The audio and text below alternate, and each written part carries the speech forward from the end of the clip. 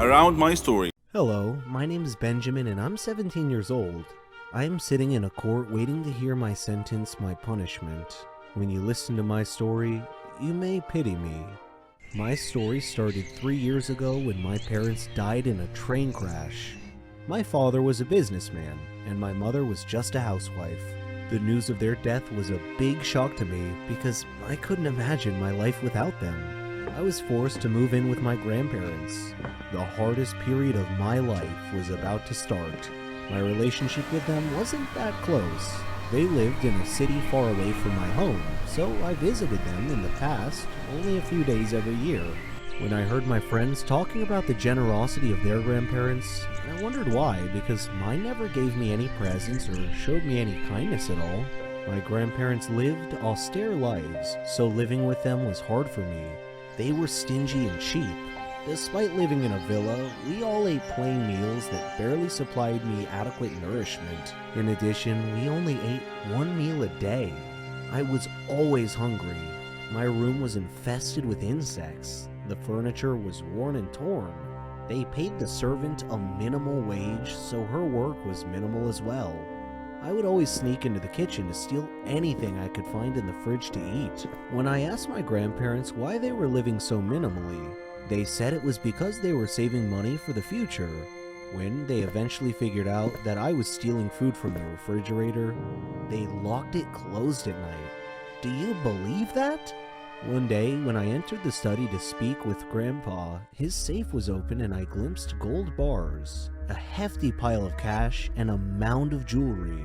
When he saw me enter, he slammed the safe closed and gave me a cold look. At midnight, I happened to go to the bathroom, and while returning to my bedroom, I overheard Grandpa say, "Eat fast before he wakes up." I looked through a slot in the door to see them eating delicious food. Grandma said, "I don't know why you insisted on letting him move in with us." He replied, "Well, I couldn't let people see me abandon an orphaned grandson." She said, "I wish I could wake up one day and find him gone." Her words were like a knife through my heart. I decided then and there that they deserved to die. I wished that they had died instead of my parents. I waited until they went to sleep. Then I entered their room, took the key from their bedside, went to the safe, and stole all their money, gold, and jewelry, and put it in my backpack. Then I loosened a heating gas fitting in their bedroom, allowing it to leak into their room. Then I exited, closed the door, and sealed the bottom of the door with a towel. The next morning I took a bus to another town, intending to take the train to get even further away. In the meantime, the police discovered the death of my grandparents. They also discovered that there were security cameras around their villa that had recorded everything I did. As I sat there in the train station, I saw this news on a TV in the waiting area. They were showing my face from earlier news stories when my parents had died in the train crash. Everyone around me was looking at me. It seemed I was a dead ringer for the murder suspect. I was arrested, taken to court, tried, and found guilty on 2 counts of cold-blooded murder. So here I sit, waiting to hear my sentence. I am ready for any punishment. I feel no remorse. Given another chance, I would do it again. I am addicted to food. I suffer a lot. I need help. I've tried to give up, but I fail every time. Hamburgers. Who can give up eating hamburgers, especially with barbecue sauce? I didn't mind this kind of addiction, but I'm getting ahead of myself. Let me begin by introducing myself. I am Patricia, 15 years old, living with my parents and my brother. I lead a quiet life. No interests, no hobbies, except for eating, that is. Food is my faithful friend. It never leaves me. It is my partner, my soulmate. But having food as your soulmate has insidious side effects. A dark side, if you will. It denies me a healthy life, robs me of the energy to play, and causes me to sleep excessively. I would much rather stay at home with a bag of potato chips than go out and exercise. My soulmate ultimately betrayed me, though, last Thanksgiving at my granny's home. She lives in a state nearby. Granny was a clever doctor and an excellent cook at that. She could conjure up something really delicious. On that day, she had prepared barbecue turkey with nuts and other secret recipe ingredients. The taste was so great, as if it had descended from heaven itself. I felt like I was fighting a food war, and I had to win at all costs. I ate and ate and ate. I don't know why, but I just couldn't control myself. I attacked that turkey like it was the last on the planet. But every culinary war with a worthy adversary, such as the barbecued turkey, has its own unique type of casualties.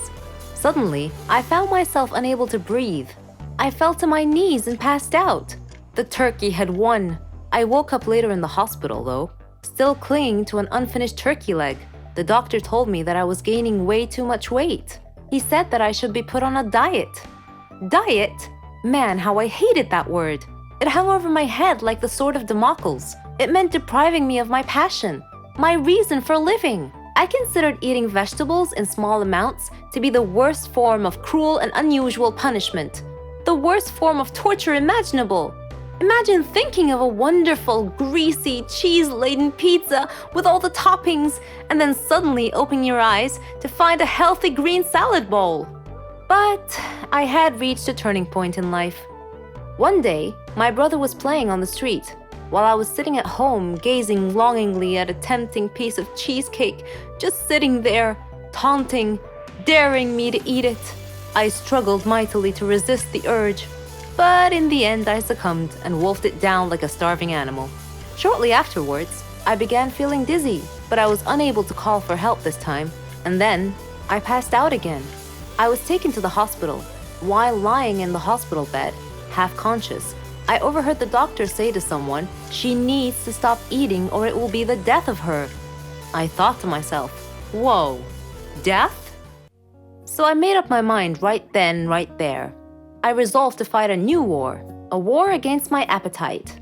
On our way back home, I told my father that I wanted to see a nutritionist. He was delighted to hear that. Later, at the clinic, the doctor welcomed us in. She told me how to overcome my eating fetish. She gave me a strict diet regimen with a schedule full of healthy meals. I kept telling myself that winning this war was possible. I simply had to be patient and persevere. I stuck to the strict diet and did some physical workouts. My parents supported me wholeheartedly. I was enthusiastic. I can totally do this.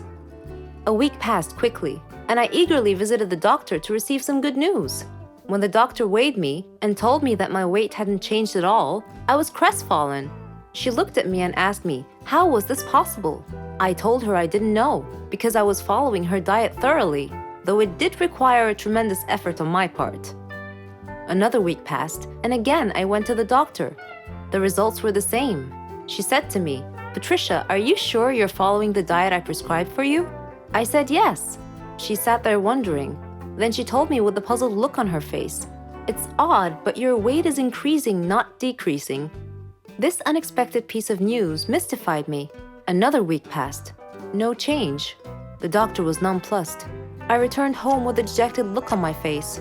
My father asked me what was wrong, and when I told him, he laughed. Do you believe that? My father actually laughed at my predicament. I was furious. He gestured an apology with his hand and then told me that it was my own fault. I was puzzled. What are you talking about? He told me that I had been sleepwalking to the refrigerator every night and eating everything in sight. I was taken aback. I couldn't believe it. "Stop acting like you didn't know it," he said. "You must have been awake." I replied, "No, Father, I'm not acting. I was truly unaware that I've been sleepwalking and eating in my sleep." But now that we've finally solved the mystery of the increasing weight, we returned to the doctor with this new information and told her the situation. She laughed and told me that my discipline had denied my body the food it craved, but my brain had refused to cooperate and had overridden my will by urging me to eat in a subconscious state. She told me not to worry, though, that she could treat that. Armed with this knowledge and her support, and the support of my family, I felt that I could finally win this war.